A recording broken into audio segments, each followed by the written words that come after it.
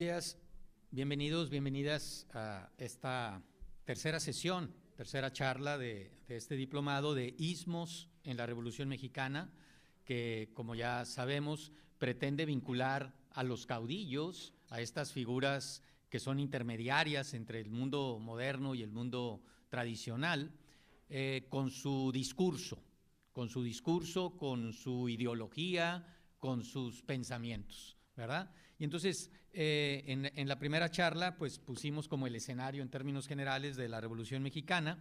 En la charla pasada hablamos de las ideologías, sobre todo del liberalismo, de las ideologías decimonónicas que se desplegaron entre las élites mexicanas y que luego van a tener, obviamente, un impacto en las ideologías de la Revolución Mexicana. Bien, por ahí esta charla tercera, el tema es Ricardo Flores Magón y el magonismo, pero nos quedamos pendientes ahí en el punto 8, 9 de la plática anterior. Entonces vamos a retomar los puntos 8 y 9, que es el final del liberalismo, y luego tocar el positivismo y tocar el conservadurismo. Bien, habíamos dicho en términos generales que el liberalismo y el positivismo, que son, digamos, las ideologías modernas del siglo XIX mexicano, son ideologías no orgánicas, o sea, son pensamientos, discursos que no nacen de la realidad mexicana, sino que se piden prestadas a Europa, ¿verdad? Entonces, de ahí esa sensación de artificio que los pensadores y que los estudiosos tienen frente al liberalismo mexicano, por ejemplo, o frente al positivismo mexicano, ¿sí? Cosa que no sucede cuando nos enfrentamos con el conservadurismo, porque el conservadurismo sí es orgánico, es decir, nace de la realidad mexicana, plenamente de la realidad mexicana. Tan es así que en el conservadurismo en realidad no hay un discurso. Y no hay un discurso porque es el curso, ¿verdad? Cuando las cosas se dan, no necesitas justificarlas. Necesitas como justificar algo para cambiarlo, para estar en contra de ese algo, y entonces elaboras un discurso, que es el discurso liberal y el discurso positivista, que quieren transformar la sociedad tradicional de México. En cambio, el conservadurismo, pues simplemente lo que quiere es que todo siga igual, conservar lo que se tiene. El liberalismo mexicano no parte del liberalismo angloamericano. O sea, la influencia inglesa y norteamericana sobre el liberalismo mexicano es tenue, a pesar de que el nombre de México es Estados Unidos Mexicanos, igual que los Estados Unidos de Norteamérica, que a su vez es un fusil de las Provincias Unidas de Holanda, ¿verdad? Eso es muy tenue, es muy débil. Realmente nosotros no podemos ocultar la cruz de nuestra parroquia, y la cruz de nuestra parroquia es Francia, el mundo latino, es Roma, las lenguas romances, lo romántico, ¿sí? Eso es lo nuestro. Es lo nuestro, claro, no quiere decir que lo aceptemos tal cual y no lo modifiquemos, pero si queremos que sea productivo nuestro pensamiento, tenemos que partir de nuestra realidad. El pensamiento realmente que funciona es el pensamiento que tiene raíces en la realidad, ¿sí? Para cambiarla tal vez, para mejorarla o para afirmarla, pero tiene que tener raíces. Si no tiene raíces, no da frutos. No da frutos el pensamiento, ¿verdad? Entonces, nuestro liberalismo, que es importado, que es un producto externo, ¿sí? Viene de un liberalismo que fracasa en Europa, es el liberalismo latino. ¿Y por qué fracasa? Porque no hay una asociación entre los líderes del antiguo régimen, en este caso la monarquía y la Iglesia Católica, con los líderes del nuevo régimen, con los revolucionarios. Y esto se ve claramente en la Revolución Francesa, ¿verdad? Entonces la Revolución Francesa en realidad fracasó en términos políticos. No fracasó en términos sociales, puesto que sí creó una burguesía, realizando quizá la reforma agraria más exitosa de la historia de Europa Occidental, ¿sí? Se repartieron las tierras de la iglesia, de los aristócratas, y se creó una clase de pequeños y medianos y obviamente grandes propietarios que no existían antes, vinculados al mercado, ahorradores, y proverbialmente el campesino francés es un ente social que ahorra y que trabaja, ¿sí? Y por lo tanto capitaliza. Es decir, es propicio al capitalismo. El capitalismo son enormes capitales que surgen del trabajo y del ahorro, ¿verdad? Y entonces, nuestra vinculación política liberal es con el mundo latino, es con Francia, ¿sí? Pero volvemos a insistir, Francia fracasa. Francia quiere imponer el liberalismo a cañonazos, a guillotinazos, y finalmente eso va a provocar muchísima inestabilidad. De tal forma que todavía hoy los sociólogos hablan de que Francia tiene al menos dos Francias. Una Francia vinculada a la Revolución Francesa y una Francia que rechaza la Revolución Francesa, ¿sí? Y bueno, si Francia, que es la mamá de los pollitos, le pasa eso, a los pollitos cuanti más, como diría el ranchero, con mayor razón, ¿verdad? Y los pollitos somos nosotros, ¿sí? Es Latinoamérica, América Latina, ¿sí? De Francia, esta experiencia liberal pasa a España, y entonces en España también fracasa. Tenemos la Guerra de Independencia Española de 1808 a 1814, que coincide con las guerras de independencia de su imperio en América. Guerra de Independencia Española frente a Francia, que la había ocupado, que la había invadido. Y ahí se genera una especie de liberalismo a la inglesa, como los franceses al principio habían querido. Querían una monarquía constitucional, como Inglaterra. Pero obviamente Luis XVI, María Antonieta, el círculo de la corte, los nobles, los príncipes de la iglesia, ¿sí? se oponen a este pacto. En España, el rey Fernando VII está preso de Napoleón, digamos, en el suroeste francés, allá por Burdeos, en los Pirineos. Y entonces la élite española ilustrada, pro-inglesa, los ingleses los están apoyando.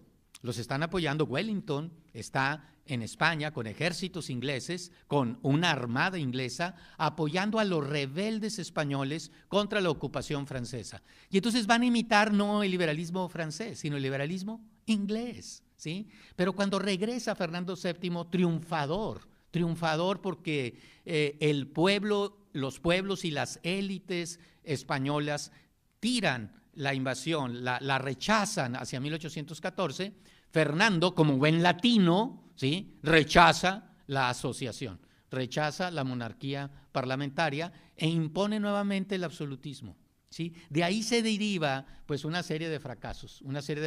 ¿En dónde? Pues en América Latina, la América hispana, que es liderada intelectualmente por Francia, ¿verdad? Entonces, cuando México se moderniza, al principio tiene la ilusión de un liberalismo constitucional. Es decir, vamos a tener una constitución liberal, división de poderes, elecciones libres e independientes, federalismo, prensa libre, derechos personales, todas las técnicas que desarrolla el liberalismo para controlar a sus gobiernos, ¿sí? Y eso es lo que no tenemos. O sea, todavía el liberalismo está reprobado en nuestro currículum como país que quiere ser moderno.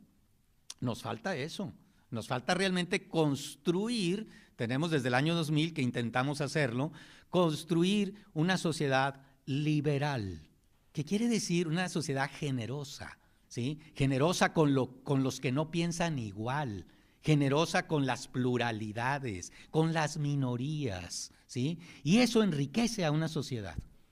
Va a enriquecer la autocrítica y la crítica, enriquece, permite realmente el progreso, ¿sí? Entonces, no podemos ser realmente modernos ni posmodernos si no somos liberales, ¿sí? Y vamos a ver que la Revolución Mexicana tacha el liberalismo, lo va a tachar. La Revolución Mexicana se va a vincular a otras corrientes. La corriente liberal es la corriente de Madero, ¿sí? Que se destruye, del cual se burlan, al cual asesinan, del cual se bebe su plato de sangre, ¿verdad? Como Macbeth. Y entonces, y no lo hemos restaurado.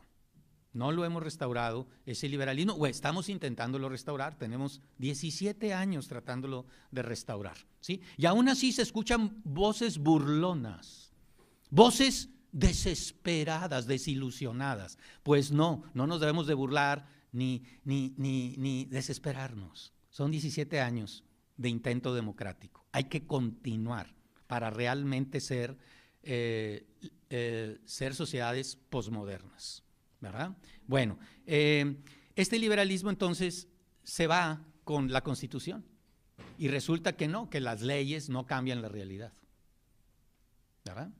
O sea, las leyes son reflejo de la realidad, pero si tú intentas hacer una ley y con eso cambiar la realidad, no va a funcionar, no va a funcionar. Y entonces ese liberalismo constitucional lleva a una desilusión.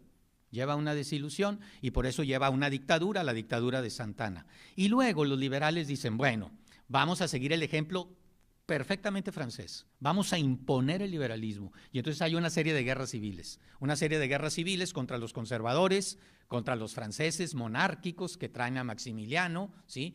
Y es la etapa del liberalismo polémico.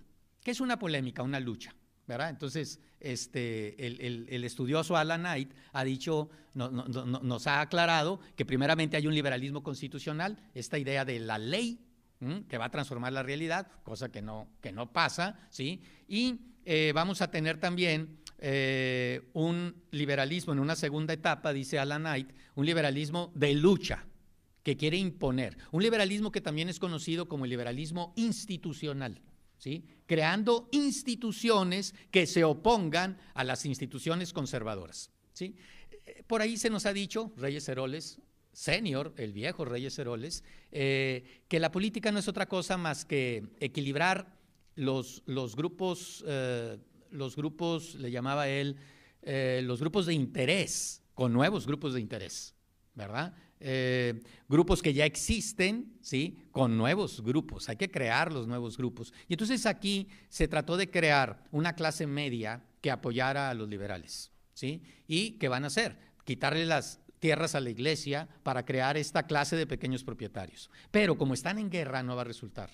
Y entonces los que compran estas propiedades son los especuladores, los latifundistas. Y entonces nada más se va como a reforzar en cierta manera el latifundismo que venía de siempre desde la colonia. Eso no quiere decir que no hubiera pequeños propietarios, ¿sí? O que no hubiera medianos propietarios. Claro que había, y muchísimos. La historiografía reciente nos apunta a que es falso ver al México del 19 o al México de Porfirio Díaz como un México de unos cuantos poseedores frente a la mayoría que no tenía nada, ¿sí? Es mucho más complejo la historia, realmente hay una estructura de pequeña y mediana propiedad, pero esa estructura de pequeña y mediana propiedad quería reforzarse desde arriba, quería repartirse estas propiedades urbanas y rurales de la iglesia, sobre todo urbanas, para crear esta clase de pequeños propietarios, es decir, de empresarios que tuvieran activos, que fueran capaces de pedir préstamos, de hacer hipotecas, ¿sí? Si tú tienes activos, puedes hipotecarlos y tener crédito, tener una deuda para crecer, hacer crecer tus activos. Esa es la idea, ¿verdad? Y eso es por lo cual los ejidatarios pues no crecen. ¿Por qué? Porque no son dueños, no tienen activos, nadie les presta, ¿sí? Y los bancos gubernamentales pues son bancos súper corruptos. El Ban Rural, Bandidal, ¿verdad? Y etcétera, con todo respeto y sin respeto, en cierta forma, ¿no? Pero bueno, entonces, esta fase del liberalismo institucional destruye los grupos de interés conservadores, al menos políticamente, ¿sí? Destruye a los militares, Miramón fusilado en el Cerro de las Campanas, ¿sí? Destruye a los monárquicos, Maximiliano fusilado en el Cerro de las Campanas, ¿sí? Obviamente con Maximiliano hay un equívoco, porque Maximiliano era un monarca liberal. Los conservadores por fin traen un monarca y es un monarca liberal, no conservador, ¿sí? Pero bueno, también es fusilado, por si las moscas, es fusilado en el Cerro de las Campanas y destruyen digamos, a los grupos de los pueblos indios que son conservadores. que quieren conservar su estatus de protección de las leyes coloniales, ¿sí? Los liberales mantienen la igualdad.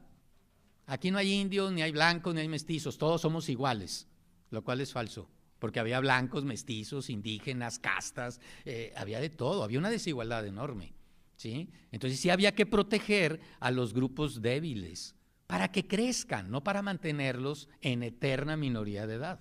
Ese es un punto importante, ¿verdad? Que los liberales moderados sabían, había liberales moderados, pero como hay la guerra, en la guerra le da fuerza a los extremos. Entonces los moderados desaparecen. Por eso hay que evitar la violencia, porque con la violencia se le da alas a los radicales y extremistas. Y la mayoría que es moderada, la mayoría silenciosa, ya no puede hablar, ¿sí? En cambio, en la paz, la mayoría moderada es la que habla y es la que impone sus condiciones. Y es mejor, ¿sí? A la larga, dicen los economistas, en la historia económica, los periodos de paz prolongados llevan al progreso acelerado de las sociedades. Los periodos de guerra, solamente unos cuantos grupos ganan, el resto no, ¿sí? Entonces, si queremos un progreso realmente mayoritario, ¿sí? Necesitamos periodos de paz, ¿verdad? Y entonces aquí viene una tercera etapa.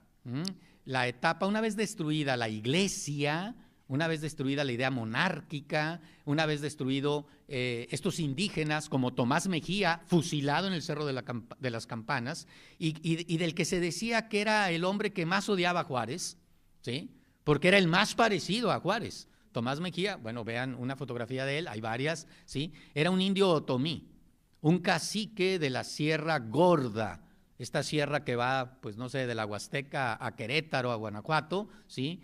Muy importante en la historia del siglo XIX mexicano. Y él era un hombre representante de esos pueblos otomíes, que querían conservar sus fueros, sus privilegios, sus derechos, ¿sí? Y veían a los liberales y a la Constitución del 57, salud, como una amenaza frente a los privilegios que ellos tenían o sus fueros que ellos tenían, ¿sí? Bien, entonces, frente a este liberalismo institucional, ¿sí? Que destruye, pero no construye, no hay pequeños propietarios, ¿sí?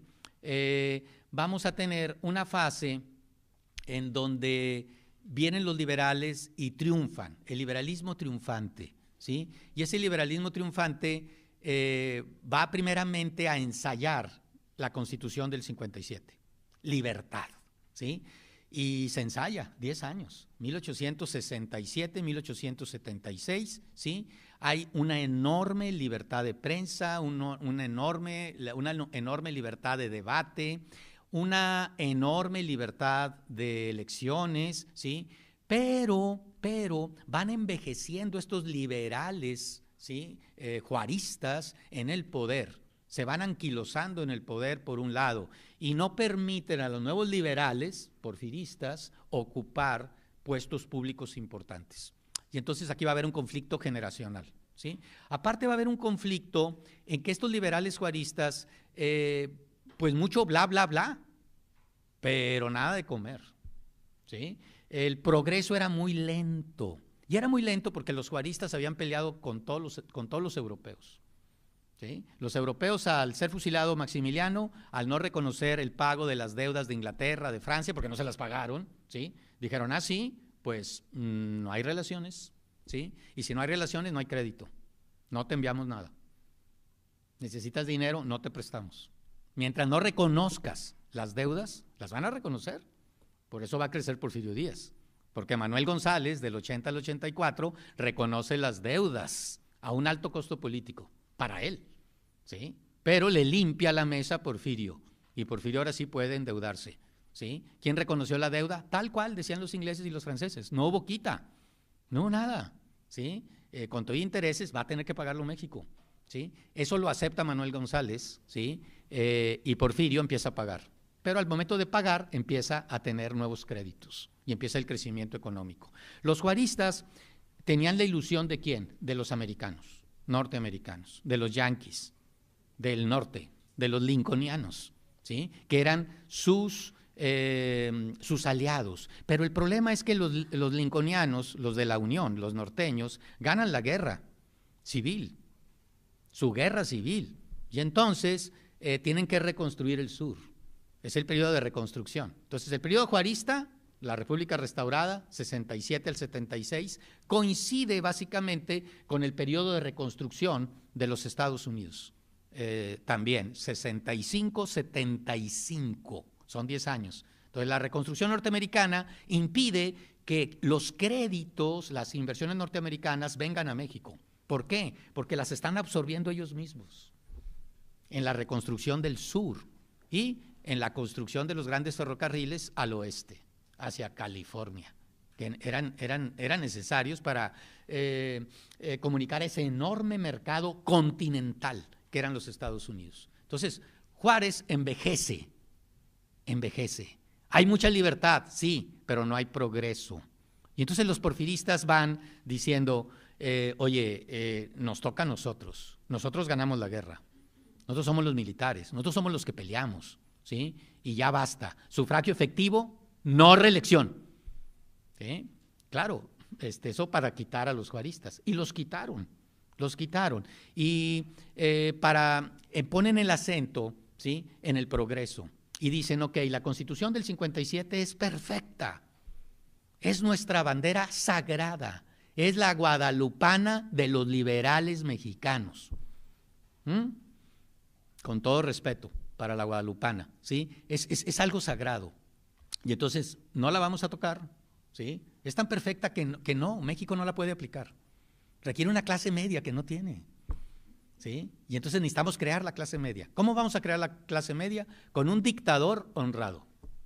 Un dictador honrado. No emplean tirano.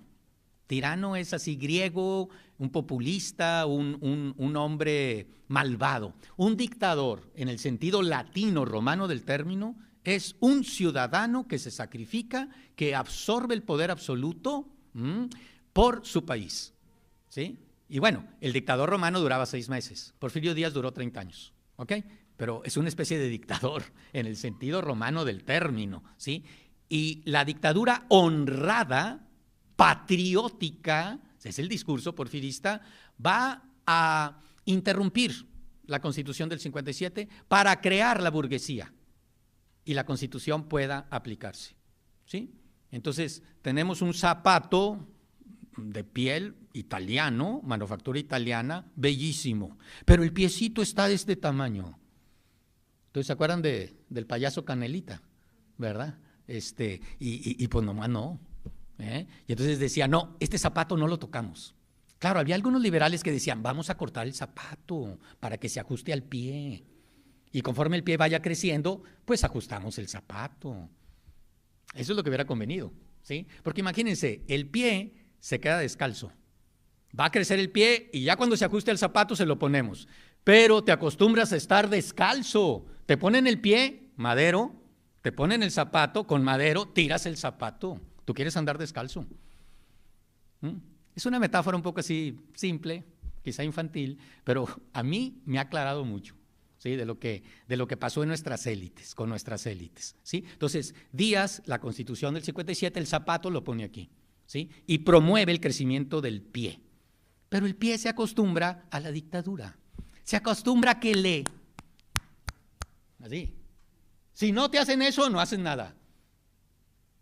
Y si el que está en el poder no es Porfirio, o no es Díaz Ordaz, o no es Salinas, o no es Martínez Domínguez, o el que sea, ¿verdad? Que truene los dedos. Decimos nosotros, es un pelele, es una marioneta, no sirve para nada. Pues sí, lo que pasa es que la dictadura la vemos nada más acá arriba, pero los ciudadanos también se vuelven dictadores. Si no los mandan, no, el gobierno no está bien. Estamos acostumbrados a que nos manden. La libertad es angustia. La libertad es negociación. La libertad no es fácil. ¿Sí? Acuérdense de Erich Fromm, ese famoso libro de este psiquiatra, El miedo a la libertad. Claro, tenemos miedo. No es fácil vivir en libertad, pero es lo más digno. Es lo más digno del hombre, ¿verdad? Y entonces se entra a una fase que algunos han llamado el liberalismo progresista o el liberalismo desarrollista, que es la etapa de Porfirio, ¿sí? Y Porfirio reconoce a los 30 años en la famosa entrevista con Krillman, ¿sí? 1908, que él ejerció una dictadura honrada y que ya ve la burguesía, ya ve la clase media, por lo tanto ya ve que se puede dar la aplicación de la Constitución, ¿sí? Palabras que se llevó el viento, porque no hizo nada, ¿verdad? Bueno, aquí dejamos a los liberales, por lo pronto, y hablemos de los positivistas, ¿sí? Los positivistas, punto 9, también son modernos, son europeos, son franceses. Por eso, fíjense, el liberalismo viene de Inglaterra y de Holanda, y luego Francia lo quiere adoptar, y España. Hasta España crea el vocablo liberal, ¿sí? Pero no es orgánico en el mundo latino el liberalismo. En cambio, el positivismo es francés. Nace en Francia y luego se lo va a copiar Inglaterra con Herbert Spencer. Entonces va a haber positivistas comtianos, Augusto Comte, francés, ¿sí? Y va a haber también positivistas spencerianos, ¿sí? Pero más comteanos, ¿verdad? Y entonces esto va a jalar mejor. Esto va a jalar mejor. Y por eso lo van a odiar los revolucionarios más que a los liberales, ¿sí? Porque podría tener éxito. El positivismo latino, como es orgánico, nace de la realidad para transformar la realidad. Y entonces se adapta más, ¿sí? ¿Quiénes son el chivo expiatorio de los revolucionarios? Los científicos. Es una cueva de ladrones. Los científicos son como los judíos de México en aquella época. Hay que echarle la culpa de todo, ¿sí? Y van a ser como relegados su discurso. Pero vamos a ver que su discurso es inteligente, ¿sí? Y que se adapta mejor. Vamos a ver, es sensato, también es moderno, ¿sí? Pero es un poco más moderado que el liberalismo. Nace con Augusto Comte, este filósofo, 1798-1857. Él a su vez es heredero de Henry de Saint-Simon. Entonces los saint-simonianos y los comteanos son los mismos, ¿sí? Saint-Simon era un aristócrata empobrecido por la revolución. Su familia, los Saint-Simon, pues eran hombres tan importantes como en la época de Luis XIV como el mismo rey, ¿sí? Sometidos por el rey, pero tenían una riqueza y una cultura enorme. Y Saint-Simon es heredero de ellos, empobrecido totalmente. Nace en 1760, en vísperas de la Revolución Francesa, muere en 1825, ¿sí? Y él pobre, pero no dejó de tener un mayordomo, ¿verdad? Entonces le decía al mayordomo, todas las mañanas me despiertas tempranito. ¿Qué es temprano, duque de Saint-Simon? Como a las 9 más o menos, ok. Bueno, temprano. Y entonces me tienes que despertar con estas palabras.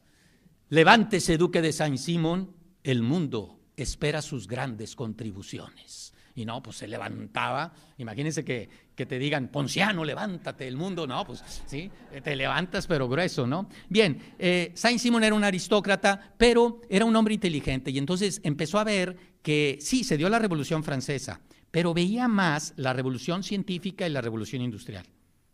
Decía, esta revolución científica e industrial nos trajo la técnica, nos trajo la ciencia, ¿sí? Y de Saint-Simon es la idea de que si se murieran, 1800, todos los sacerdotes de Europa, se murieran todos los militares de Europa, se murieran todos los aristócratas de Europa, al día siguiente Europa seguiría igual.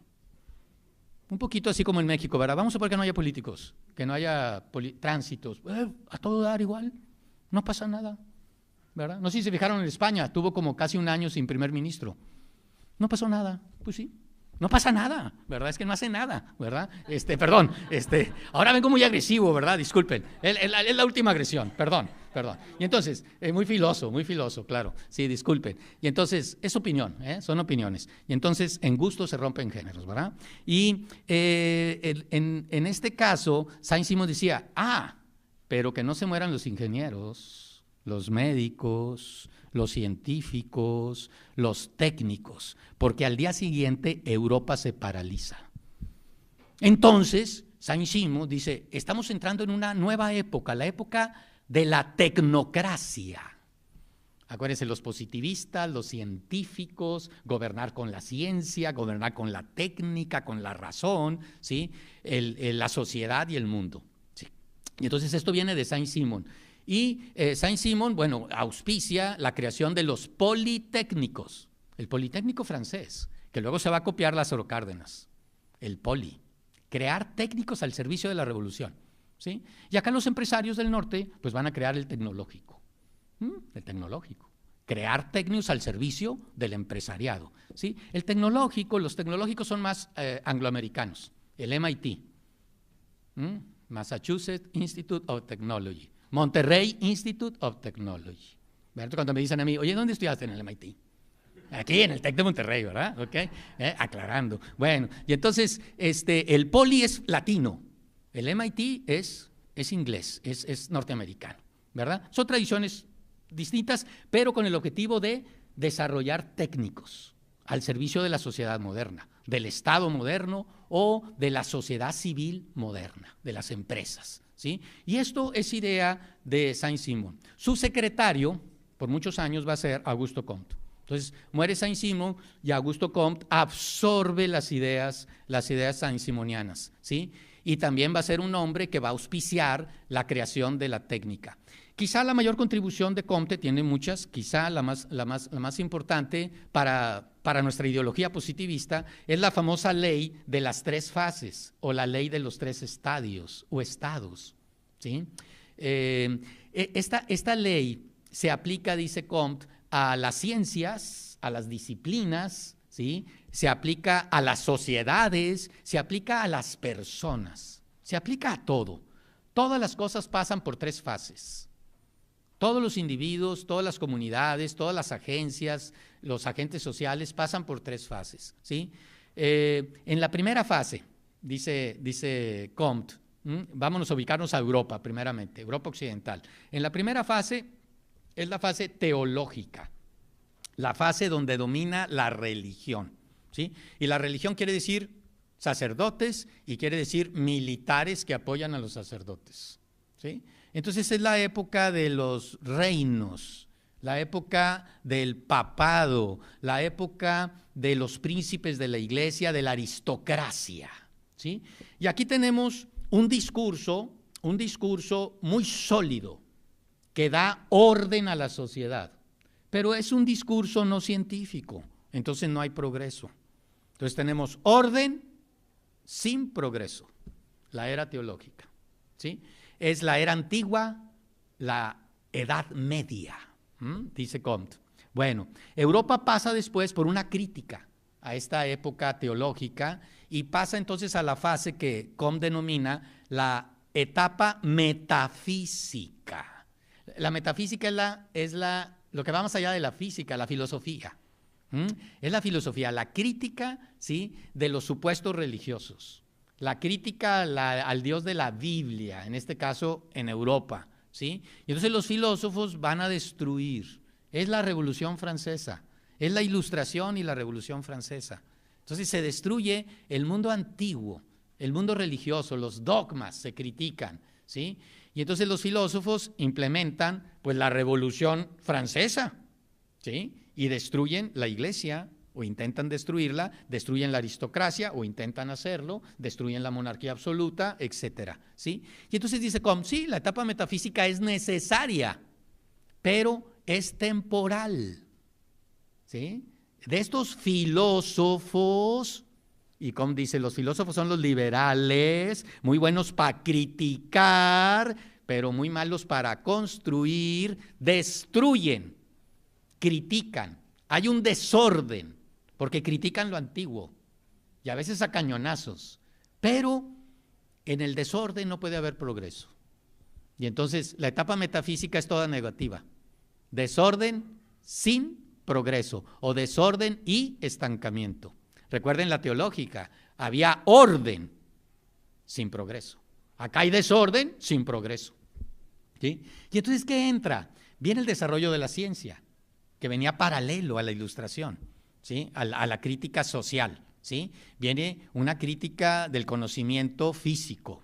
Y entonces vamos a tener la ciencia, la técnica, el surgimiento de la revolución industrial y viene la nueva etapa, la etapa positivista o la etapa positiva, en donde deben gobernar los científicos, los tecnócratas, los hombres basados en la ciencia, ¿sí? Y como esto es verdad, porque está basado en la ciencia, hay orden.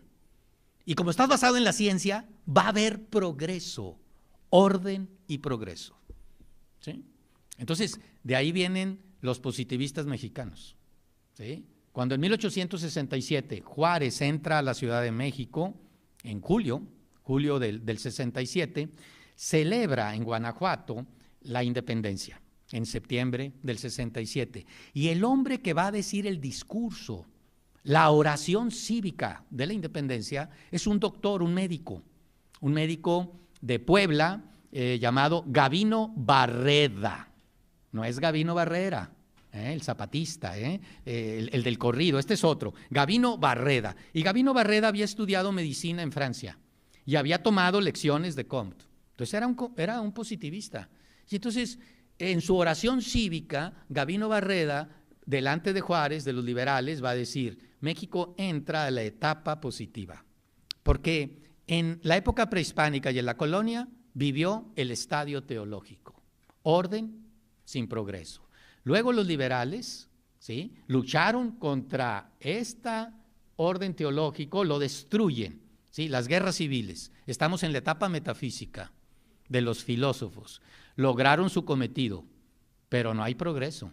Necesitamos basarnos en la ciencia y entrar en el nuevo orden, ¿sí? Juárez no era positivista, pero le encantó el discurso, le encantó la oración cívica, y entonces a la gente vinculada con Gavino Barreda, va a haber mucha gente, los Díaz Covarrubias, por ejemplo,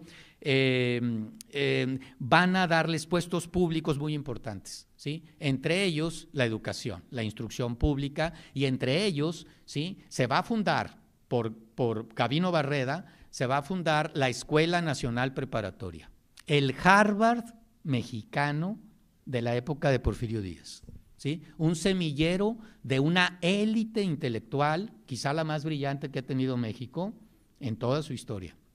Ahí vamos a tener positivistas, los futuros científicos, liderados políticamente por Limantour, ¿sí?, por José Yves Limantour.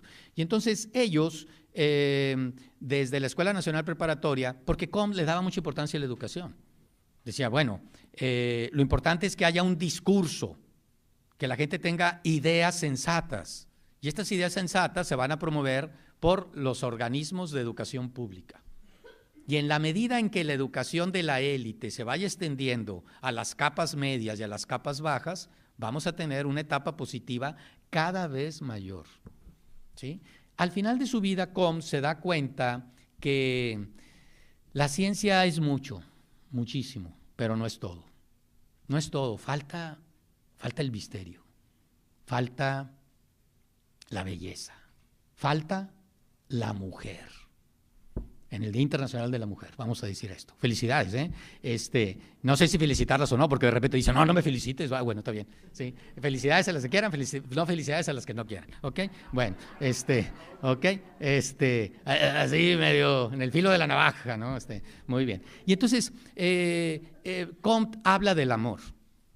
Dice, el positivista consigue muchas cosas si sigue el egoísmo. Esa es una idea de los economistas también, ¿sí?, de los economistas modernos. O sea, la sociedad llega al progreso si cada quien busca su bienestar. Si buscas tu bienestar, ¿sí?, tratas de reducir costos, tratas de dar un buen producto, tratas de ser productivo, y si todos hacen eso, pues a la larga todos mejoran, ¿verdad? El egoísmo privado se transforma en el bienestar público. Lo privado, un vicio privado, se transforma en una virtud pública, ¿sí? Comte decía, bueno, sí, pero al final falta algo, ¿sí? Y entonces Comte va a proponer no solamente el orden y el progreso, sino amor, orden y progreso, ¿verdad? ¿Sí? Esa idea de que el egoísmo debe ser superado en cierta evolución humana o en cierta evolución personal por lo que él llama el altruismo, lanzarse hacia el otro, ¿sí? Entonces el positivismo sí es racional, pero también tiene un elemento emocional. Entonces es como muy vital, es muy completo en cierta manera, ¿sí? Y recuerden que Comte decía, Las ciencias también se desarrollan así. ¿Cómo llegamos a la astronomía? Pues empezó siendo astrología. ¿Cómo llegamos a la química? Pues empezó siendo alquimia. ¿Sí? O sea, las ciencias también tienen una etapa teológica, como de astrología, de religión, ¿verdad? Y luego se critica eso y llegas ahora sí a una disciplina que estudia las estrellas, los astros, los cuerpos, ¿sí? Pero basado en la ciencia, ¿verdad? Desemboca en la astronomía, ¿sí? Y dice Comte, es bien curioso, dice él, las ciencias, las primeras que aparecen son las abstractas, las exactas en la historia. O sea, las matemáticas son bien antiguas, ¿sí? Lo que estudia lo físico es bien antiguo. Lo nuevo es estudiar al hombre. Entonces dice Comte, creador del término, ¿sí? Lo más complejo es estudiar la sociedad, es decir, la sociología. Entonces, en los currículums de estudio positivistas, por ejemplo, en la Escuela Nacional Preparatoria, empezaban trabajando con matemáticas, con lógica, ¿verdad? Luego se iban a las ciencias naturales y luego desembocaban en el último año estudiando la sociedad, ¿sí? Nunca estudiaban filosofía, porque filosofía es el rollo metafísico, que no sirve para nada. Si ya está destruido, vete a la ciencia directo, ¿sí? Y eso le caía muy gordo a ¿quiénes? A los liberales. Los liberales decían, no, ¿sí? Es bueno estudiar las ciencias exactas, la lógica es necesaria, las matemáticas, las ciencias naturales, pero hay que estudiar el arte, hay que estudiar la historia, ¿sí? Y hay que estudiar, como culminación de todo, la filosofía. Va a haber un pique entre los liberales y los positivistas, tremendo, ¿sí? Bueno, y entonces Gavino Barreda va a ser el director fundador de la Escuela Nacional Preparatoria durante 10 años, del 68 al 78, ¿sí? Y luego, bueno, llega Porfirio, y Porfirio ve que Gavino Barreda es juarista y lo manda como embajador a Berlín, ¿verdad? ¿Sí? Y pone su propia gente que es liberal, aunque después, conforme Porfirio Díaz se arraiga en el poder, va a poner a positivistas dentro de la Escuela Nacional Preparatoria. Y en realidad, los que han analizado el plan de estudios es un tutti frutti, o sea, es una mezcla de ideas positivistas con ideas liberales, la Escuela Nacional Preparatoria. Nunca fue 100% positivista, ¿sí? Digamos, 70% positivista, 30% liberal, ¿verdad? No va a abandonar el estudio de la filosofía, no va a abandonar el estudio de la historia, no va a abandonar la historia del arte, ¿sí? Aunque en mucho menor medida que en los currículums anteriores, ¿verdad? Bien, estos científicos, estos positivistas van a llegar al poder. ¿Con quién? Con el suegro de Díaz, Manuel Romero Rubio. Manuel Romero Rubio, el papá de Carmelita, ¿sí? Él va a ser juarista. El heredero de Juárez, que es Sebastián Lerdo de Tejada, le dan el golpe de Estado Díaz en 1876 y se va de México. Nunca regresa. Se va a vivir a Nueva York, allá muere y allá se quedó. Y Díaz trata de hacer pactos. Dice, ok, tengo que hacer pactos con la sociedad tradicional, tengo que hacer pactos con los curas, con los pueblos indios, con los militares, tengo que hacer pactos porque si no, esto no va a funcionar, ¿sí? Pero también tengo que hacer pactos con la élite. Dentro de la élite está fragmentada. Tenemos juaristas y porfiristas. Tengo que hacer pactos. Y el pacto lo hace, bueno, clásico pacto, a través de un matrimonio, ¿sí? Se casa con Carmelita, ¿sí? Hija del líder de los juaristas. Y entonces, bueno, él es presidente y su suegro, don Manuel, es secretario de Gobernación. Muy bien. ¿Y don Manuel qué era? Don Manuel era un hombre vinculado a la Escuela Nacional Preparatoria, ¿sí? Era un hombre de mucho dinero, de la élite social de aquella época, liberal, juarista, el operador político de Lerdo, pero también era un hombre muy interesado en la educación, ¿sí? Cambiar las conciencias es cambiar la realidad. Eso los liberales y los positivistas lo van a tener muy claro, y la Revolución Mexicana también, ¿sí? Lo tienen muy claro, pero no lo hacen, ¿verdad? La Revolución Mexicana no lo hace. El gran fracaso es la educación, ¿sí? Los liberales creo que tuvieron mucho más triunfos en la educación y los positivistas también que los revolucionarios, ¿sí? Pero bueno, entonces aquí vamos a tener que positivistas van a estar liderados por Manuel Romero Rubio. Manuel Romero Rubio va a ser el maestro de estos muchachos positivistas, de estos muchachos científicos, ¿sí? Que se vinculaban a Comte, que decían México debe entrar a la etapa científica, ¿sí? Fíjense, ojo, la etapa metafísica y la etapa teológica es la etapa de los sacerdotes y de los militares. Entonces los científicos, estos muchachos, estudiantes de Manuel Romero Rubio, ¿sí?, que van a llegar al poder con Limantour, 1892-93, ¿sí?, van a considerar a los militares, incluyendo a Porfirio, ¿sí?, como representantes de lo antiguo. Entonces ellos se van a oponer a cualquier postura militarista. Léase, Bernardo Reyes, gobernador de Nuevo León, general. Ellos decían, no, otra vez, otro Porfirio. No, señor, México tiene que avanzar, y para avanzar tiene que ser un científico, un hombre de la sociedad civil, un no militar. ¿Sí? Y entonces, eso va a ser muy importante para ellos. Cualquier militar, por más ilustrado que sea, van a decir, no, es un gorila. Está lleno de sus balas, de sus cintos, de sus cananas, ¿sí? El canana Reyes, que lo van a ofender de esa manera, ¿sí? Que es un hombre extraordinario. Lo vamos a ver posteriormente, el reyismo. Pero bueno, los científicos entonces están en contra del militarismo. ¿Quiénes son estos científicos? ¿Quiénes son estos estudiantes, discípulos de Manuel Romero Rubio, que después Manuel Romero Rubio los va a ir colocando en el gobierno? ¿Sí? Sobre todo en las comisiones técnicas, en las subsecretarías, en las direcciones, que es donde se hace la chamba. El secretario es ahí para la foto, ¿verdad? Pero los que hacen la chamba son los que están detrás de él, que no salen en las fotos, ¿verdad? Bueno, y entonces va a ser gente como Limantour, de origen francés, y dicen de origen judío. Por eso también los científicos son los riquillos. Es la minoría que nos explota, son los financieros, son los hombres de negocios. Es la época que en Francia se persigue a un capitán de origen judío, Alfred Dreyfus, ¿verdad? Y entonces Francia se divide en gente que dice que Dreyfus no vendió los secretos militares a Alemania, que es inocente. Y la otra mitad dicen, es judío, claro que lo vendió, los judíos no tienen patria. Limantour tampoco, y los científicos no son mexicanos, ¿sí? Es una proyección. Como no hay judíos aquí, los buscamos. ¿Okay? Pero está mal, el antisemitismo está mal. Y sobre todo cuando somos cristianos, escupimos al cielo.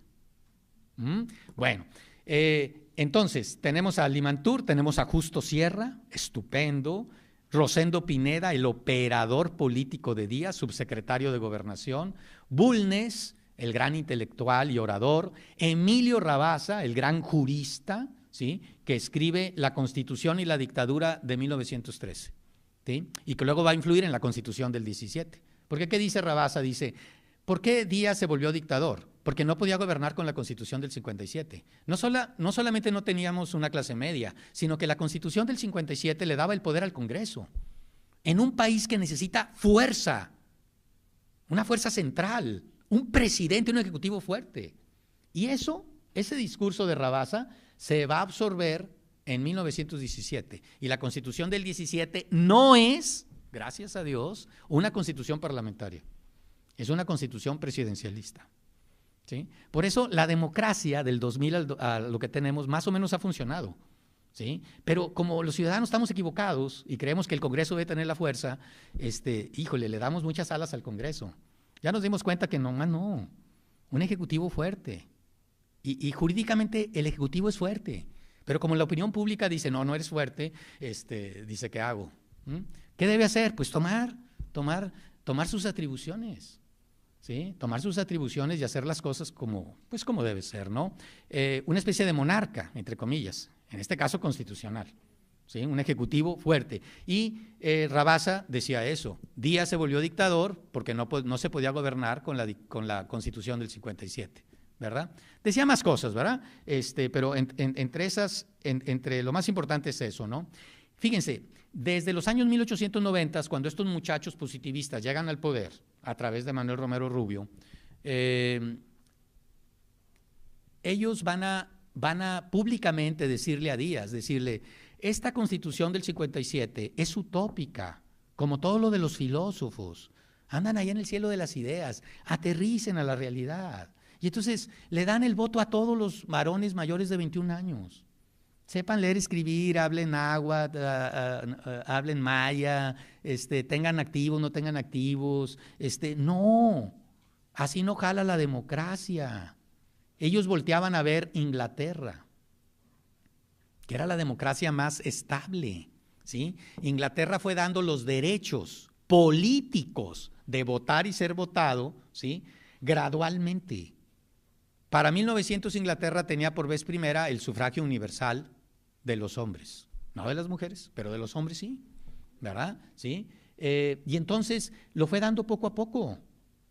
Hacían censos, hacían conteos electorales para ver quién podía votar y ser votado. Ojo, votar y ser votado nada más, ¿sí? Si tienes propiedad, si tenías cierta educación, si pagabas ciertos impuestos, tenías derecho a votar y ser votado, ¿sí? Y había otra restricción, los representantes no ganaban dinero. Entonces, si tú eras alguien que no tenías educación o no tenías cierta propiedad, no podías votar ni ser votado. Y aunque pudieras, no te pagaban. Dice, ¿y cómo me va a mantener? Ah, bueno, pues no. Y entonces ellos estaban a favor, estos positivistas, de una democracia que se le llama censitaria. Gradualmente ir dando los derechos de votar y ser votados a más personas, ¿sí? Ay, entonces la mayoría no podía hablar. No, claro que sí. Tenías todos los derechos políticos, menos votar y ser votado. Podías hablar, criticar, publicar, ir a mítines, echar porras, puedes hacer todo lo que quieras, pero no votar y ser votado. Y eso lo decían los positivistas. Necesitamos cambiar la Constitución y darle el voto a unos cuantos, ¿sí? Entiéndase, el piecito de este tamaño, el zapatote, todos pueden votar. Vamos a cortarlo, solamente unos cuantos. Y conforme el pie se va creciendo, hay gente más educada, gente que pertenece a la clase media, le damos voto, esa capacidad de voto a esa gente. Hacemos el zapato más grande, hasta que llegue a que sea universal, ¿sí? ¿Perdón? Sí, prácticamente estaba manipulado todo, ¿verdad? Hay reportes de diplomáticos que dicen, yo jamás vi pararse a alguien en las mesas de votación.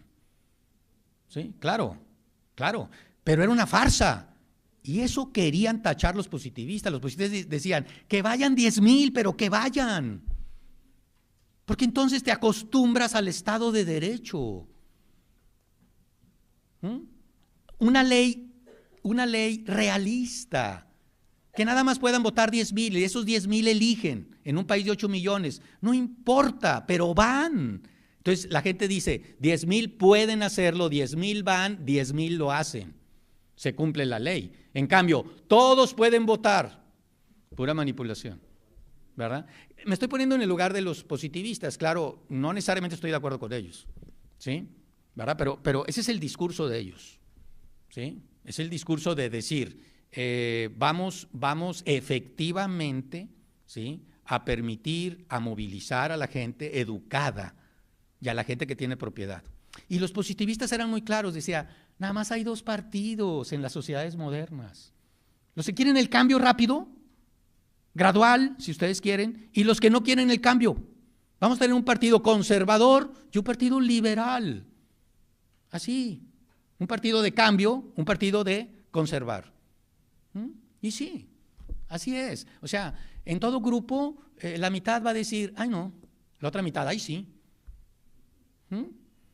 En toda sociedad, los de edad vamos a decir, ay no. Y los jóvenes van a decir, ay sí, pues sí, ¿verdad? Es normal, no tiene nada de malo ser conservador. Porque a veces se nos vende la idea de que tengo que ser progresista y no, espérate, ¿por qué? ¿Sí? ¿Por qué?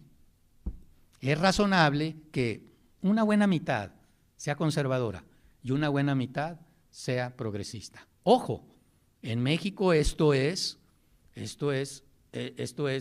¿cómo diremos? Políticamente incorrecto. ¿Eres conservador? ¿Cómo? Pues sí, sí soy. No pasa nada. Todas las sociedades modernas, posmodernas, hay sus elementos conservadores. Y nadie les chifla ni les dice nada. ¿Sí? Estoy hablando de los moderados, no acá de los grupos radicales, ¿verdad? Pero aquí eres poquito conservador, eres un radical. No.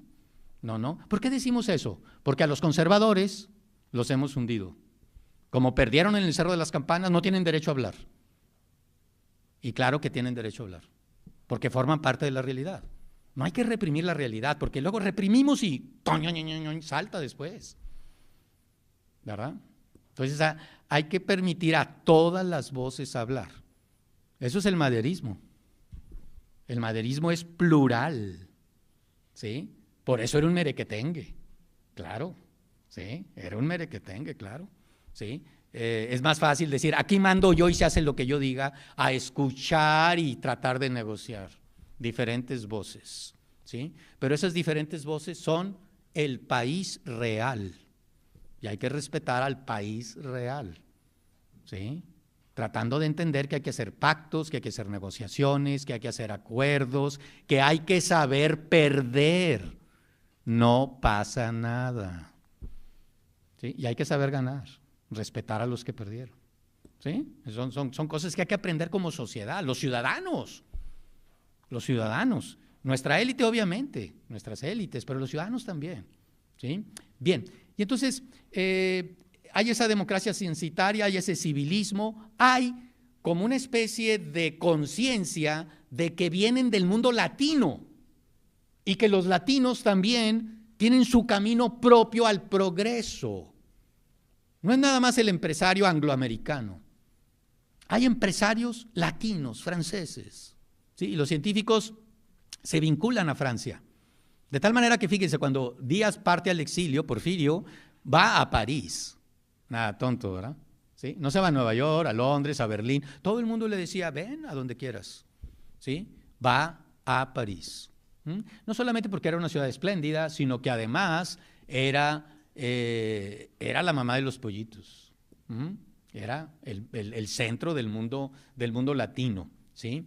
Y se van a oponer a el reyismo. El reyismo, Bernardo Reyes, los liberales, ¿sí? El hombre más parecido a Porfirio, a Manuel González, militar, jacobino, es decir, un filósofo radical estacionado en la etapa metafísica, ¿sí? Bueno, eso decían. En realidad analizamos a Reyes y sí era militar, pero no era ningún metafísico. Con metafísica no creas la cervecería o no permites crearla o la fundidora, no permites la burguesía regia ser la más poderosa de México. Con filosofía no vas a hacer eso, ¿sí? Era un hombre triunfador y claro que le temían, ¿sí? Bien, pero aquí estamos hablando de los discursos, ¿verdad? Y lo que le critican a los científicos es que como estaban en la diplomacia y estaban en los departamentos de fomento, representaban a México en las negociaciones internacionales de los créditos de la inversión extranjera, se vinculaban con los moches a los negocios, ¿sí? El grupo del Estado de México, el grupo, ¿cómo le llaman? Atlacomulco, sí, muy bien, Atlacomulco. Bueno, aquí tenemos un precedente y sus enemigos decían, no hombre, ustedes son negocios y política. En cambio, los reyistas somos nada más política. No mezclamos. Y sí, Reyes no mezclaba. No era inversionista de ninguna de estas empresas. Era el gobernador, punto. Era el jefe de la zona militar, punto. Sí, no mezclaba cosas. Y entonces se les acusa de eso, ¿verdad? Hay una reacción en la filosofía europea, conforme se da el positivismo, hay una reacción en la Belle Époque, a fin de siglo 1900, irracional, del irracionalismo o del vitalismo contra la postura comteana, ¿sí? Y tenemos aquí entonces, desde los 1840 a Schopenhauer, a Kierkegaard, 1850, 1850, a Nietzsche, 1880, a Bergson, 1900, todos filósofos antipositivistas, que después los va a absorber Justo Sierra, Y justo cierra un poquito antes de la revolución, va a crear la universidad en sustitución de la Escuela Nacional. ¿Sí? Va a decir, bueno, no vamos a tener instrucción, sino educación. ¿Sí? O sea, va a tener una visión como más universal, más humanista de lo que se debe hacer, de cómo se debe educar a los jóvenes, a los muchachos, a los niños. ¿Sí? Y entonces, esto también debilita a los científicos. ¿Sí? Y finalmente, para dejar a los científicos por un lado y entrar con los conservadores, tenemos a Andrés Molina Enríquez, que en 1909 escribe el gran clásico positivista, Los grandes problemas nacionales. ¿Sí? ¿Cuál es la tesis de Molina Enríquez? Dice, antes de la revolución, fíjense, y va a impactar mucho en la Constitución del 17, muchísimo. Él lo que dice es que México está pasando por estas tres fases, pero a diferente ritmo. El espacio del norte, por ejemplo, ya está en la etapa positiva, pero el espacio del sur indígena está todavía en la etapa teológica. Y hay espacios donde se está confrontando, ¿sí?, la crítica a lo teológico. Entonces, ¿qué debes hacer? ¿Sí? Tú eres un positivista, debes respetar las fases. ¿Sí? Recuerden, los positivistas, fíjense cómo se llama la revolución. Revolución. ¿Por qué creen que se llama así? Bueno, la Revolución Francesa, pero ¿por qué más? Para picarle los ojos a los positivistas. Los positivistas no hablaban de revolución. Todos sus libros hablan de evolución. Comte decía, estas fases hay que respetar sus ritmos. Si las aceleramos, no va a funcionar. ¿Sí? Se tiene que dar con suavidad. Y entonces, si queremos nosotros pasar de la teológica al positivismo, a lo positivo en un año, no se puede, dice Comte. Es lento, con paciencia, respetando los ritmos históricos. Entonces Molina Enríquez dice, bueno, en la etapa teológica la propiedad no es privada, es comunal. Entonces hay que respetar la propiedad comunal. ¿Sí? Pero también tenemos en el norte la propiedad privada, que es el estadio científico. Entonces también hay que tener una ley, ¿sí?, que absorba las diferentes propiedades. Propiedad de los pueblos, colectiva, propiedad privada en todas sus modalidades, la propiedad estatal, ¿sí? Y eso, si se fijan, es lo que va a pasar en el artículo 27 de la Constitución del 17. Eso es positivismo, ¿sí? Y fíjense cómo la educación también va a ser muy positivista. O sea, el positivismo como que se escondió. No dicen, soy positivista, pero en realidad hay mucho positivismo en México, muchísimo. Bueno, a grandes rasgos esto es el positivismo, ¿no? El conservadurismo, ¿sí? El conservadurismo, ¿sí?, es un discurso débil. ¿Por qué es débil? Porque es un curso fuerte. ¿Qué era México? Conservador, tradicional, lleno de pueblos indios, lleno de indígenas, ¿sí?, con la presencia abrumadora de la Iglesia Católica. Ay, les quitaron sus propiedades, pues que sí, pero no arrasaron con los curas. Estaban en todos lados y toda la gente se daba golpe de pecho. Vean las fotografías de los revolucionarios, puros comecuras norteños, y fotos, padrino de tal persona, Venustiano Carranza. Obregón en la boda religiosa, católica, de su hija, ¿sí? Todos eran comecuras en el discurso. A la hora de los trancazos, bautizaban, eran padrinos, y iban aquí, iban allá, etcétera. ¿Sí?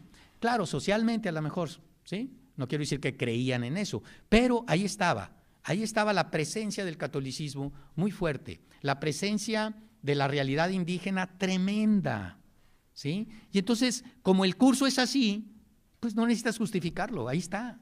¿Sí? Entonces, el discurso conservador es una ideología difusa, se batalla mucho para captarla. De hecho, se empieza a captar en la misma Europa, se empieza a captar este discurso conservador, ¿sí?, con una reacción contra la Revolución Francesa. La Revolución Francesa es moderna, es moderna, y entonces muchos nobles y aristócratas, ¿sí?, y a veces no tan nobles ni tan aristócratas, van a crear el pensamiento conservador del siglo XIX en Europa. Pero no estaba presente antes. Está presente porque reaccionó, ¿sí? Y entonces vamos a tener, por ejemplo, a Herder, este hombre del norte de Alemania, ¿sí? Que crea el romanticismo. La idea de que todo pueblo tiene un alma colectiva, y que es diferente. No hay hombres iguales. Los hombres en plural somos diferentes. Tenemos una cultura que nos hace distintos, ¿sí? Y esa es la idea de Herder, y esa es una idea conservadora, ¿sí? Fíjense, por ejemplo, los conservadores mexicanos decían, México es distinto a Estados Unidos, México es distinto a Inglaterra, México tiene un alma colectiva que hay que cuidar, ¿sí? Luego también tenemos pensadores como Edmund Burke o Burke, el inglés, en contra de la Revolución Francesa. La razón es una mala guía para las decisiones de la vida. ¿Por qué? Porque la vida no es racional. La vida es algo más que la razón. Entonces hay que tomar más que la razón, ¿sí?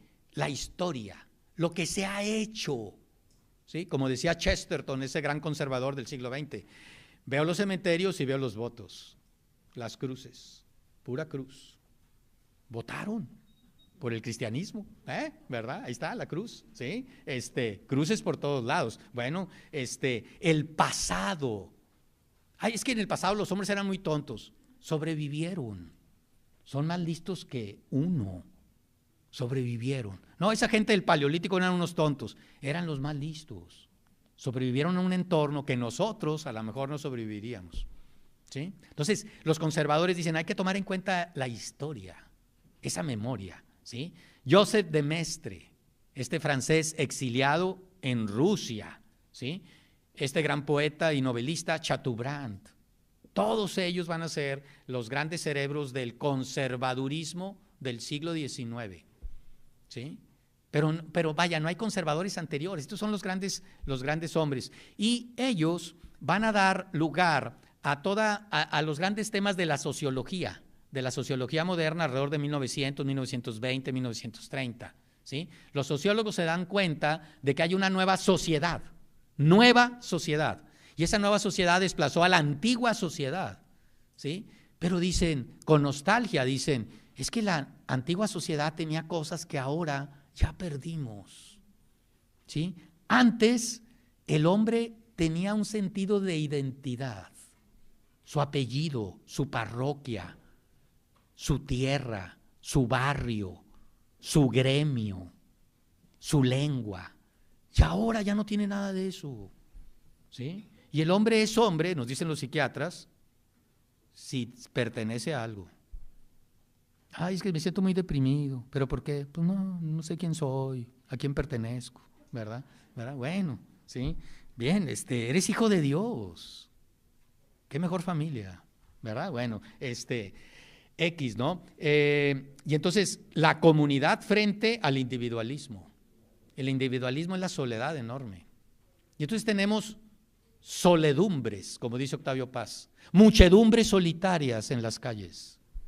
Se topan unas con otras, ni siquiera se miran a los ojos, no se paran. Cada quien en su mundo. No se interesas por el otro. Ay, robaron al vecino. Ay, bueno, con que no me roben a mí, ¿verdad? Y ya, se acabó. Ay, esto le pasó al otro, a mí no me ha pasado, ¿sí? No tienes el más mínimo interés público de los demás, interés por los demás. Aparte ahora está el poder. Y antes estaba la autoridad, ¿sí? La autoridad la respetabas, al poder le tienes miedo. El poder es de las masas, la autoridad era antes de agentes legítimos por tradición, que los respetabas, ¿sí? Claro, obviamente la sociedad antigua era una sociedad que no daba mucha libertad. Entonces los sociólogos dicen, lo bueno de la moderna, de la sociedad moderna, es que da libertad, correcto. Pero lo malo es que se pierden muchas cosas, ¿sí? Y entonces, comunidad frente a individualismo, autoridad frente a poder, integración frente a alienación. Ahora todos estamos alienados, sin sentido de pertenencia, ¿sí? Estamos enfermos Por eso se dan tantos suicidios, ¿sí? Hay una crítica a esta modernidad. Antes la religión te daba raíces, ahora secularismo. Todo es esta vida nada más. El más allá no existe, es una invención, nada más esta vida. Pero esta vida pasó ya. ¿A qué me ato? ¿Sí? El secularismo entonces, como tiene la necesidad del misterio, dicen estos sociólogos y dicen los conservadores, vendes tu alma al diablo con tal de que te dé el misterio. Vas al súper, al mall y, oye, ¿no venden aquí el misterio? ¿Sí? Lo necesitas, ¿sí? Entonces, compras cualquier sucedáneo, sustituto chafo, barato del misterio. El misterio es el misterio, es Dios. El misterio que te vende el mundo moderno es Hitler, es el nazismo, es el racismo, es el progresismo, es el nacionalismo. Esas son las nuevas religiones, ¿sí? Pero son criaturas y entonces no tienen esa dimensión de misterio, ¿sí? Se vuelven como una prisión, ¿sí? Entonces todo esto es una crítica de los sociólogos, muy importantes, ¿sí? Y todo esto lo toman los conservadores, dicen, eso es lo que decimos nosotros, ¿sí? Conservadores políticos importantes de israelí, de origen judío en Inglaterra, ¿sí? Bismarck en Prusia, ¿sí? Que fue el que crea el primer estado de bienestar, se preocupa por los obreros, igual que de israelí, ¿sí? Y de ahí esos son los modelos de ¿quién? De Bernardo Reyes para Nuevo León, son más o menos contemporáneos, ¿sí? Metternich, un poquito anterior con Austria, ¿sí? Los eslavófilos con Dostoyevsky en Rusia. Ellos son los hombres que tratan de operacionalizar, en menor medida Dostoyevsky, obviamente, él es más pensador, ¿no? Pero en España y Francia vamos a notar que los conservadores se quedan apabullados por el discurso liberal. Entonces están azorrillados, no hablan. En México también están azorrillados. Si dices, soy conservador, lo dices, soy conservador, ¿sí? En lugar de decir, soy conservador. ¡Ay, qué bárbaro! Sí, un fascista. No soy ningún fascista, soy conservador. ¿Sí? No tiene nada de malo. Entonces, en ese sentido, nos falta revivir el conservadurismo, decir, soy conservador en esto, no tengo por qué creer en el liberalismo y en tantas cosas, ¿sí? Creo en esto otro. Y es tan válido en la sociedad posmoderna creer A que creer B. ¿Sí? Son posturas, son opiniones. No vas a matar a nadie por las opiniones, van y vienen, ¿sí? Y entonces, en México el discurso conservador es muy débil. ¿Por qué? Porque es el curso. Entonces no hay grandes conservadores en México. Quizá el más grande es Lucas Alamán, 1792-1853, ¿sí? Él desde un principio dice, este país debe ser manejado por los hombres de bien, whatever that means. ¿Pero qué means? Propietarios, gente educada, gente del altiplano, criollos de ojos azules y verdes, ¿sí? Ellos. Los demás, no, espérate, ignoran la historia. Nos van a llevar a tomar decisiones infantiles. Y entonces, los hombres de bien de Alamán representa como esta minoría educada, ¿sí? Alamán dice, se le ha echado tanto a Cortés cuando Cortés es el verdadero padre de México. Es el héroe del mestizaje. Los indios en su momento seguían a Cortés. Es el padrino de esos indios. No es un conquistador violento, como lo han dicho. Es un conquistador que ha negociado, ¿sí? Bien, 1847, la invasión americana, dice Alamán, esto es terrible. Esto es terrible, es una lección de Dios por haber malgastado nuestra independencia, nuestra libertad, ¿sí? Y recuerden, todos los liberales huyen. Alamán se queda en la Ciudad de México y va por el archivo de la nación y lo esconde en casas particulares para que los yanquis que se apoderan del Palacio Nacional el 15 de septiembre de 1847, sí, el 15 de septiembre, entran a la Ciudad de México, ¿sí? Para que los yanquis no se queden con el archivo, no lo vayan a quemar, no vayan a humillar a México llevándose llevándose los documentos del país. Es ese conservador, Alamán, el que se lo lleva, ¿sí? Está consciente de que el catolicismo es la nación mexicana, que México es latino, que necesitamos un monarca, que desde los indígenas nos gobernamos con monarcas, en la colonia también. En la colonia no tuvimos un solo golpe de Estado durante 300 años, ¿sí? Y nada más presidentes, hemos tenido un chorro de gobiernos distintos. Entonces, nos hemos puesto un saco que no nos queda. Por eso todo el mundo se burla de nosotros. Esa es la postura conservadora, ¿sí? Si se fijan, en cierta manera, realista, ¿sí? Ahora, no son estos conservadores gente de, ay, entonces, nada de progreso. No, Lucas Alamán es uno de los grandes empresarios de México, mucho más empresario que los liberales. Funda el primer Nafinsa de México, el Banco de Avío, para habilitar las empresas mineras. Es un hombre de Guanajuato, de la minería. Sigue la idea de que México, para crear una industria nacional, necesita proteger su industria. Proteccionismo, aranceles fuertes, ¿sí? Y a la iglesia no hay que quitarle su riqueza, porque esa riqueza la invierte en educación, en labor social, en labor directa con los indígenas, ¿sí? Que eso ya se ha estudiado mucho. Cuando los liberales le quitan a la iglesia todo eso, ¿sí? Los liberales no sustituyen a la iglesia, ni con escuelas, ni con orfanatorios, ni con miles de cosas que hacían las iglesias, ¿verdad? Hay un costo social del liberalismo enorme, tremendo. Hay una destrucción de la riqueza de México.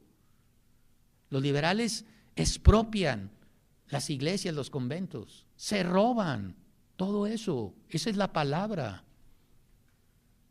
¿Dónde quedó todo eso? Habría que rastrearlo, ¿sí? Se han hecho estudios iniciales sobre todo eso, ¿sí? Estamos dándonos cuenta de que, bueno, no todo es Juárez y los liberales, ¿sí? También hay otro México que hay que escuchar, ¿sí? Como esos rednecks que apoyan a Trump, hay que escucharlos.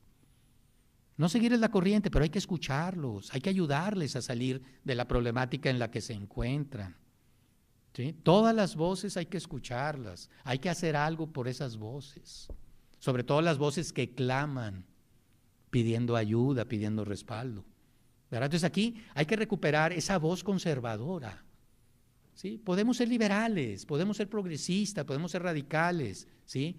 Pero es parte de nuestra propia memoria. Hay que recuperarlo, balancearlo, ¿sí? Y entonces, todo eso lo propone Alamán, ¿sí? Cuando los conservadores se traen un monarca, pues la riegan porque se traen un monarca liberal, ¿verdad? Bueno, pequeño error. Los liberales llegan al poder, 1867, ¿y qué le dicen a los conservadores? Tú ya no hablas, perdiste. Error, porque en una sociedad moderna, pluralidad. El liberalismo es generoso. Entonces, tú conservador no hablas. Le taparon la boca, ¿sí? Eso sí, te puedes enriquecer. Échale ganas a la economía, a la empresa, esto y lo otro. Pero no vas a hablar políticamente. Se suprime una gran voz, ¿sí? Y en esta época de la Belle Époque, de fines de siglo, hay un resurgimiento del catolicismo en Europa. Porque el catolicismo está zorrillado con la Revolución Francesa. Napoleón toma preso a Pío VII. Voy a destruir el catolicismo, tu iglesia la voy a destruir. Acuérdense la respuesta de Pío VII, mira, ya van casi 2000 años en que los mismos católicos hemos tratado de destruir la iglesia y no hemos podido, ¿sí?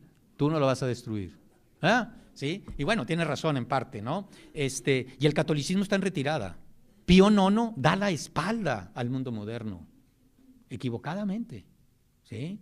El Concilio Vaticano I es una reacción de la iglesia, ¿sí? Pero llega a fines de los años 80, 90, León XIII. Y León XIII es un papa liberal que dice, el catolicismo tiene que ver el mundo moderno, tiene que ver los sindicatos, tiene que ver los trabajadores, el problema de vivienda, tiene que ver que en muchas partes todavía hay feudalismo y se explota a los campesinos.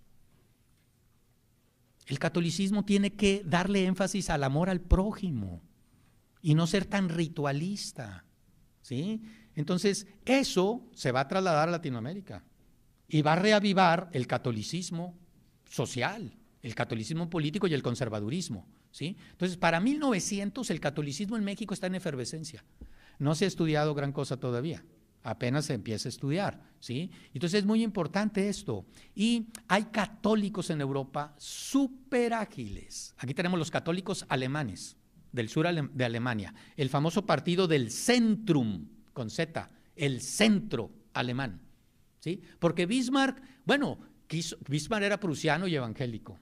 Entonces, los católicos los quiso someter, los persiguió, una especie de cristiada, ¿sí? Pero no pudo. A él le llamó esto a la Kulturkampf, ¿sí? La lucha por la cultura.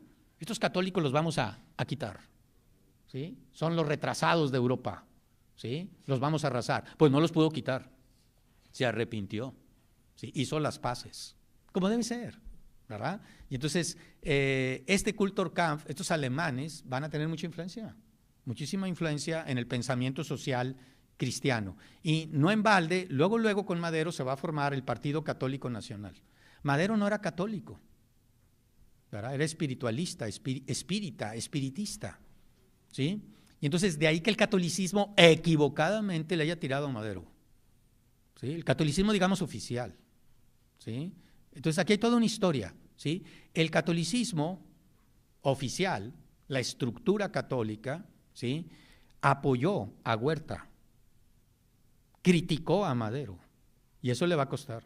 ¿Por qué? Porque los revolucionarios norteños, promaderistas, después, se van a vengar, ¿sí? Se van a vengar contra los católicos y contra el huertismo. De ahí que cuando resurja políticamente el catolicismo con el Partido Acción Nacional, al principio Gómez Morín, uno de los grandes hombres de México, él no va a querer contaminar el Partido Acción Nacional, un partido civilista, ¿sí?, con la democracia cristiana.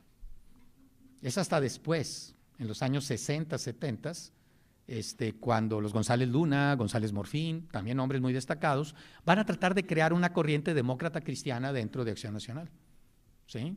Pero bueno, no hay que asustarnos de eso. Los grandes partidos en Europa que han hecho las sociedades de bienestar actuales son el Partido Social Demócrata, demócrata socialista, y el Partido Demócrata Cristiano.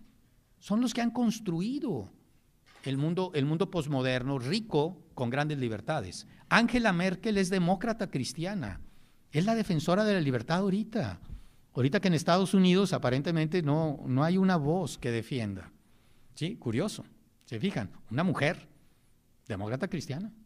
O sea, no tiene nada que ver que sea centro-derecha. No importa. Es que se los digo porque aquí en México como que, ay, soy de derecha. ¡Ah! ¿Sí? ¿Qué tiene que ver? Ay, es que estoy en contra del aborto. ¡Ah! ¿Sí? Espérate, pues es una idea como cualquier otra. No tiene nada que ver. ¿Sí? Hay que dejar de demonizar a los que piensan distinto, sea lo que piensen. ¿Ok? ¿Verdad? Bueno, creo que el magonismo lo vamos a tocar después, ¿ok? Pero me parece que esto es importante para entender, porque si no, luego nos vamos a perder huecos, ¿verdad? ¿Sí? Y entonces el liberalismo y el positivismo tenían las cartas de triunfo sobre el conservadurismo. ¿Por qué? Porque era más atractivo el liberalismo y el positivismo, porque eran europeos, ¿sí? Tenían más atractivo frente a los jóvenes. Entonces, el discurso juvenil es el discurso del futuro, ¿verdad? Y entonces, eso es un punto. Otro punto, ¿sí? El liberalismo y el positivismo se desplegaron en Occidente enormemente. Y entonces eso también era muy atractivo. Tenían un discurso. El conservadurismo estaba así como azorrillado. No tiene un discurso porque es el curso, ¿sí? Y la geopolítica, ¿sí? Tenemos a Estados Unidos al lado, un país liberal, un país, entre comillas, positivista. Y entonces, esto hace que el liberalismo y el positivismo tengan más éxito frente al conservadurismo, ¿sí? Pero el conservadurismo está muy arraigado, tremendamente arraigado, ¿sí? Forma parte de este México. Y creo que con realismo decían los científicos mexicanos que hay dos grandes partidos, ¿sí? El partido del progreso, del cambio, y el partido que quiere conservar las cosas, ¿sí? Y estos tienen que cristalizar en movimientos políticos, en partidos políticos, que son eso, recordemos, partidos, son parte, no son el todo, ¿sí? Y los ciudadanos, ¿qué hacemos? Le damos temporalmente el poder a una opinión, no para siempre, después se la damos a otra, y así nos vamos. De tal manera que bueno, tratemos de ir con moderación por el camino del centro, del justo medio aristotélico, huyendo de los extremos, ¿verdad? ¿Ok? Bien, la próxima sesión trataríamos de Ricardo Flores Magón y de Madero, o de Reyes, de Bernardo Reyes, ¿ok? Muy amable, muchas gracias. Gracias. El liberalismo mexicano no parte del liberalismo angloamericano. O sea, la influencia inglesa y norteamericana sobre el liberalismo mexicano es tenue, a pesar de que el nombre de México es Estados Unidos Mexicanos, igual que los Estados Unidos de Norteamérica, que a su vez es un fusil de las Provincias Unidas de Holanda, ¿verdad? Eso es muy tenue, es muy débil. Realmente nosotros no podemos ocultar la cruz de nuestra parroquia, y la cruz de nuestra parroquia es Francia, el mundo latino, es Roma, las lenguas romances, lo romántico, ¿sí? Eso es lo nuestro. Es lo nuestro, claro, no quiere decir que lo aceptemos tal cual y no lo modifiquemos, pero si queremos que sea productivo nuestro pensamiento, tenemos que partir de nuestra realidad. El pensamiento realmente que funciona es el pensamiento que tiene raíces en la realidad, ¿sí? Para cambiarla tal vez, para mejorarla o para afirmarla, pero tiene que tener raíces. Si no tiene raíces, no da frutos. No da frutos el pensamiento, ¿verdad? Entonces, nuestro liberalismo, que es importado, que es un producto externo, ¿sí? Viene de un liberalismo que fracasa en Europa, es el liberalismo latino.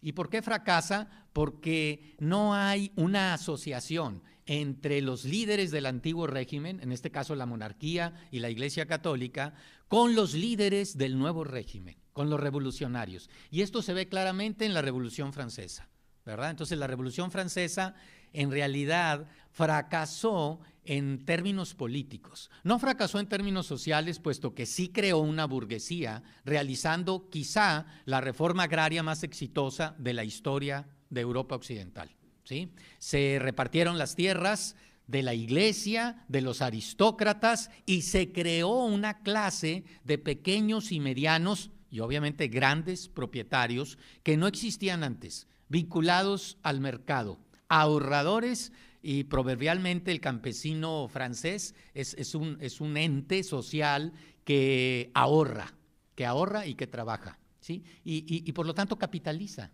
Es decir, es propicio al capitalismo. El capitalismo son enormes capitales que surgen del trabajo y del ahorro, ¿verdad?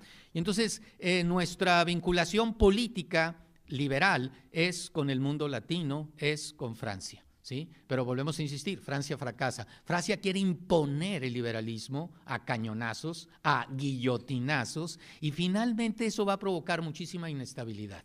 De tal forma que todavía hoy los sociólogos hablan de que Francia tiene al menos dos Francias. Una Francia vinculada a la Revolución Francesa y una Francia que rechaza la Revolución Francesa, ¿sí? Y bueno, si Francia, que es la mamá de los pollitos, le pasa eso, a los pollitos cuanti más, como diría el ranchero, con mayor razón, ¿verdad? Y los pollitos somos nosotros, ¿sí? Es Latinoamérica, América Latina, ¿sí? De Francia, esta experiencia liberal pasa a España, y entonces en España también fracasa. Tenemos la Guerra de Independencia Española de 1808 a 1814, que coincide con las guerras de independencia de su imperio en América. Guerra de Independencia Española frente a Francia, que la había ocupado, que la había invadido. Y ahí se genera una especie de liberalismo a la inglesa, como los franceses al principio habían querido. Querían una monarquía constitucional, como Inglaterra. Pero obviamente Luis XVI, María Antonieta, el círculo de la corte, los nobles, los príncipes de la iglesia, ¿sí? se oponen a este pacto. En España, el rey Fernando VII está preso de Napoleón, digamos, en el suroeste francés, allá por Burdeos, en los Pirineos. Y entonces la élite española ilustrada, pro-inglesa, los ingleses los están apoyando. Wellington está en España con ejércitos ingleses, con una armada inglesa, apoyando a los rebeldes españoles contra la ocupación francesa. Y entonces van a imitar no el liberalismo francés, sino el liberalismo inglés, ¿sí? Pero cuando regresa Fernando VII, triunfador porque el pueblo, los pueblos y las élites españolas tiran la invasión, la rechazan hacia 1814, Fernando, como buen latino, ¿sí? rechaza la asociación, rechaza la monarquía parlamentaria e impone nuevamente el absolutismo. ¿Sí? De ahí se deriva pues una serie de fracasos. ¿En dónde? Pues en América Latina, la América hispana, que es liderada intelectualmente por Francia, ¿verdad? Entonces, cuando México se moderniza, al principio tiene la ilusión de un liberalismo constitucional. Es decir, vamos a tener una constitución liberal, división de poderes, elecciones libres independientes, federalismo, prensa libre, derechos personales, todas las técnicas que desarrolla el liberalismo para controlar a sus gobiernos, ¿sí? Y eso es lo que no tenemos. O sea, todavía el liberalismo está reprobado en nuestro currículum como país que quiere ser moderno. Nos falta eso, nos falta realmente construir, tenemos desde el año 2000 que intentamos hacerlo, construir una sociedad liberal, que quiere decir una sociedad generosa, ¿sí? Generosa con los que no piensan igual, generosa con las pluralidades, con las minorías, ¿sí? Y eso enriquece a una sociedad. Va a enriquecer la autocrítica y la crítica, enriquece, permite realmente el progreso, ¿sí? Entonces, no podemos ser realmente modernos ni posmodernos si no somos liberales, ¿sí? Y vamos a ver que la Revolución Mexicana tacha el liberalismo, lo va a tachar. La Revolución Mexicana se va a vincular a otras corrientes. La corriente liberal es la corriente de Madero, ¿sí? Que se destruye, del cual se burlan, al cual asesinan, del cual se bebe su plato de sangre, ¿verdad? Como Macbeth. Y entonces, y no lo hemos restaurado. No lo hemos restaurado, ese liberalismo, o estamos intentándolo restaurar, tenemos 17 años tratándolo de restaurar, ¿sí? Y aún así se escuchan voces burlonas, voces desesperadas, desilusionadas. Pues no nos debemos de burlar ni desesperarnos. Son 17 años de intento democrático. Hay que continuar para realmente ser sociedades posmodernas, ¿verdad? Bueno, este liberalismo entonces se va con la Constitución y resulta que no, que las leyes no cambian la realidad, ¿verdad? O sea, las leyes son reflejo de la realidad, pero si tú intentas hacer una ley y con eso cambiar la realidad, no va a funcionar. Y entonces ese liberalismo constitucional lleva a una desilusión. Y por eso lleva a una dictadura, la dictadura de Santa Anna. Y luego los liberales dicen, bueno, vamos a seguir el ejemplo perfectamente francés, vamos a imponer el liberalismo. Y entonces hay una serie de guerras civiles contra los conservadores, contra los franceses monárquicos que traen a Maximiliano, ¿sí? Y es la etapa del liberalismo polémico. ¿Qué es una polémica? Una lucha, ¿verdad? Entonces, el estudioso Alan Knight ha dicho, nos ha aclarado que primeramente hay un liberalismo constitucional, esta idea de la ley, que va a transformar la realidad, cosa que no pasa, ¿sí? Y vamos a tener también un liberalismo en una segunda etapa, dice Alan Knight, un liberalismo de lucha, que quiere imponer. Un liberalismo que también es conocido como el liberalismo institucional, ¿sí? Creando instituciones que se opongan a las instituciones conservadoras, ¿sí? Por ahí se nos ha dicho, Reyes Heroles, senior, el viejo Reyes Heroles, que la política no es otra cosa más que equilibrar los grupos, le llamaba él, los grupos de interés con nuevos grupos de interés, ¿verdad? Grupos que ya existen, ¿sí? Con nuevos grupos, hay que crear los nuevos grupos. Y entonces aquí se trató de crear una clase media que apoyara a los liberales, ¿sí? ¿Y qué van a hacer? Quitarle las tierras a la iglesia para crear esta clase de pequeños propietarios. Pero como están en guerra no va a resultar. Y entonces los que compran estas propiedades son los especuladores, los latifundistas. Y entonces nada más se va como a reforzar en cierta manera el latifundismo que venía de siempre desde la colonia. Eso no quiere decir que no hubiera pequeños propietarios, ¿sí? O que no hubiera medianos propietarios. Claro que había, y muchísimos. La historiografía reciente nos apunta a que es falso ver al México del 19 o al México de Porfirio Díaz como un México de unos cuantos poseedores frente a la mayoría que no tenía nada, ¿sí? Es mucho más complejo la historia, realmente hay una estructura de pequeña y mediana propiedad, pero esa estructura de pequeña y mediana propiedad quería reforzarse desde arriba, quería repartirse estas propiedades urbanas y rurales de la iglesia, sobre todo urbanas, para crear esta clase de pequeños propietarios, es decir, de empresarios que tuvieran activos, que fueran capaces de pedir préstamos, de hacer hipotecas, ¿sí?